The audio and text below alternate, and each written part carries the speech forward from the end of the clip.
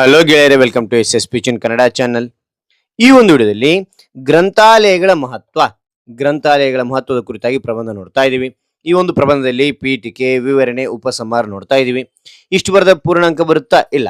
ಗ್ರಂಥಾಲಯದ ಮಹತ್ವದ ವಿಷಯದ ಕುರಿತಾಗಿ ಅರ್ಥಪೂರ್ಣ ವಾಕ್ಯಗಳಿರಬೇಕು. ಸುಂದರ ಒಂದು ಅಕ್ಷರಗಳಿದ್ದಾಗ ಮಾತ್ರ ಪೂರ್ಣಾಂಕ ಪಡಿತೀರಾ.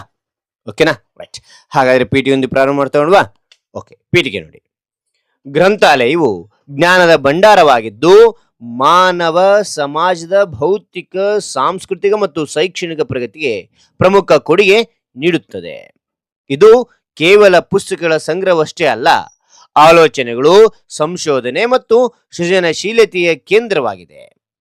ಗ್ರಂಥಾಲಯಗಳು ವಿದ್ಯಾರ್ಥಿಗಳಿಗೆ, ಸಂಶೋಧಕರಿಗೆ, ಶಿಕ್ಷಕರಿಗೆ ಮತ್ತು ಸಾಮಾನ್ಯ ಜನರಿಗೆ ಜ್ಞಾನವನ್ನು ಸುಲಭವಾಗಿ ಒದಗಿಸುವ ಸೇತುವೆಯಾಗಿವೆ ಅಂತಕ್ಕಂಥದ್ದು ಇಲ್ಲಿ ನಾನು ಪೀಠಿಕೆಯನ್ನು ಇಲ್ಲಿ 6 ಸಾಲಿನೊಳಗೆ ಬರೀತಾ ಹೋಗಿದ್ದೀನಿ.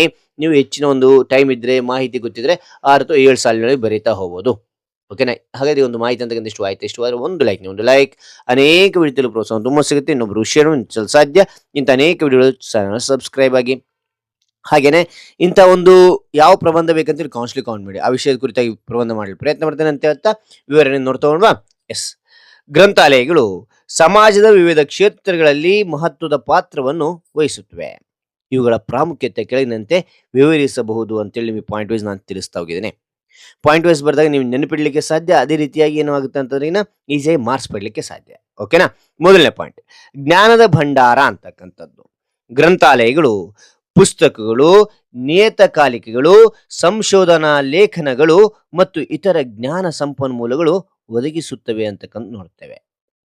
ವಿಜ್ಞಾನ, ಸಾಹಿತ್ಯ, ಇತಿಹಾಸ, ಕಲೆ ಮತ್ತು ತಂತ್ರಜ್ಞಾನದಂತಹ ವಿವಿಧ ವಿಷಯಗಳಿಗೆ ಸಂಬಂಧಿಸಿದ ಮಾಹಿತಿಯನ್ನು ಒದಗಿಸುತ್ತವೆ ಅಂತಕ್ಕಂಥದ್ದು ನೋಡ್ತೇವೆ. ಹೌದಾ? ಅದಾದ ನಂತರ ಎರಡನೇ ಪಾಯಿಂಟ್ ನೋಡಿ. ಎರಡನೇ ಪಾಯಿಂಟ್ ಏನ್ ಕೊಟ್ಟಿದ್ದಾರೆ ಅಂತ ನೋಡೋದ್ರಲ್ಲಿ ಶಿಕ್ಷಣದ ಉತ್ತೇಜನ. ಏನ್ ಶಿಕ್ಷಣ ಉತ್ತೇಜನ ಅಂತ ನೋಡಿದರೆ ವಿದ್ಯಾರ್ಥಿಗಳಿಗೆ ಅಧ್ಯಯನಕ್ಕೆ ಅಗತ್ಯವಾದ ಸಂಪನ್ಮೂಲವನ್ನು ಒದಗಿಸುವ ಮೂಲಕ ಗ್ರಂಥಾಲಯಗಳು ಶೈಕ್ಷಣಿಕ ಪ್ರಗತಿಗೆ ಸಹಾಯ ಮಾಡುತ್ತವೆ ಅಂತಕ್ಕಂಥದ್ದು ನೋಡುತ್ತೇವೆ. ಅದ ಗ್ರಾಮೀಣ ಪ್ರದೇಶಗಳಲ್ಲಿ ಸಾರ್ವಜನಿಕ ಗ್ರಂಥಾಲಯಗಳು ಕಡಿಮೆ ಸೌಲಭ್ಯ ಹೊಂದಿದವರಿಗೆ ಜ್ಞಾನ ಕಿರೀಟವಾಗಿದೆ ಅಂತಕ್ಕಂಥದ್ದು ನೋಡುತ್ತೇವೆ. ಓಕೆನಾ? ಅದ ಮೂರನೇ ಪಾಯಿಂಟ್, ಸಂಶೋಧನೆ ಮತ್ತು ಸೃಜನಶೀಲತೆ ಅಂತಕ್ಕಂಥದ್ದು.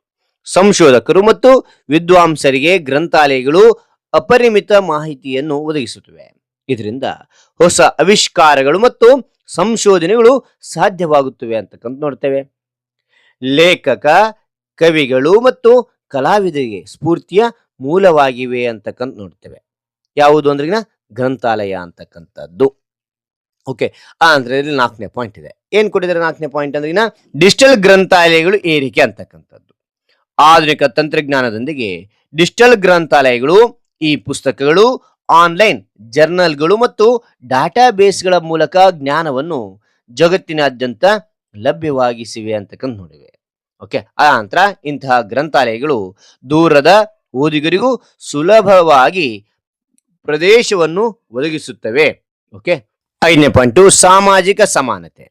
ಗ್ರಂಥಾಲಯಗಳು ಎಲ್ಲರಿಗೂ ಉಚಿತವಾಗಿ ಅಥವಾ ಕಡಿಮೆ ವೆಚ್ಚದಲ್ಲಿ ಜ್ಞಾನವನ್ನು ಒದಗಿಸುವ ಮೂಲಕ ಶಿಕ್ಷಣದ ಅಸಮಾನತೆಯನ್ನು ಕಡಿಮೆ ಮಾಡುತ್ತವೆ.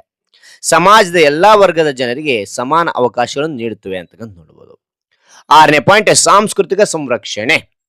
ಪ್ರಾಚೀನ ಪಾಂಡಲಿಪಿಗಳು, ಐತಿಹಾಸಿಕ ದಾಖಲೆಗಳು ಮತ್ತು ಸ್ಥಳೀಯ ಸಾಹಿತ್ಯವನ್ನು ಸಂರಕ್ಷಿಸುವ ಮೂಲಕ ಗ್ರಂಥಾಲಯಗಳು ಸಾಂಸ್ಕೃತಿಕ ಪರಂಪರೆಯನ್ನು ಉಳಿಸುತ್ತವೆ ಅಂತಕ್ಕಂಥದ್ದು ನೋಡ್ತೇವೆ. ರೈಟ್, ಇಲ್ಲಿ 6 ಪಾಯಿಂಟ್ಗಳನ್ನು ಕೊಟ್ಟಿದ್ದೇನೆ. ನೀವು 5 ಪಾಯಿಂಟ್ಗಳನ್ನು ಯಾವ ಸುಲಭ ಆಗ್ತೋ ಆ 5 ಪಾಯಿಂಟ್ಗಳು ಬರೀತಾ ಹೋಗಿ. ಓಕೆನಾ? ಉಪಸಂಹಾರ ನಿಮ್ಮದೇ ಆಯ್ತು ಅಂತ ಅಭಿಪ್ರಾಯ ಬರೀತಾ ಹೋಗಬೇಕಾಗುತ್ತೆ.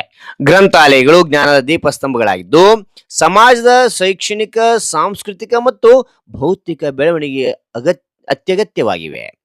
ಗ್ರಂಥಾಲಯಗಳನ್ನು ಬೆಂಬಲಿಸುವ ಮತ್ತು ಬಳಸಿಕೊಳ್ಳುವ ಮೂಲಕ ನಾವೆಲ್ಲರೂ ಜ್ಞಾನ ಸಮಾಜವನ್ನು ನಿರ್ಮಿಸಲು ಕೊಡುಗೆ ನೀಡಬೇಕು. ಗ್ರಂಥಾಲಯವು ಕೇವಲ ಕಟ್ಟಡವಲ್ಲ, ಜ್ಞಾನದ ಹೃದಯ ಬಡಿತವಾಗಿದೆ ಅಂತಕ್ಕಂಥದ್ದು ನೋಡ್ತೇವೆ. ಓಕೆನಾ? ರೈಟ್. ಹಾಗಾದ್ರೆ ಈ ಎಲ್ಲ ಮಾಹಿತಿ ಅಂತಕ್ಕಂಥದ್ದು ಇಷ್ಟವಾದ್ರೆ ಒಂದು ಲೈಕ್ ಅನೇಕ ವಿಡಿಯೋ ಪ್ರೋತ್ಸಾಹ ತುಂಬಾ ಸಿಗುತ್ತೆ. ಇನ್ನೊಬ್ರು ಶೇರ್ ಸಾಧ್ಯ.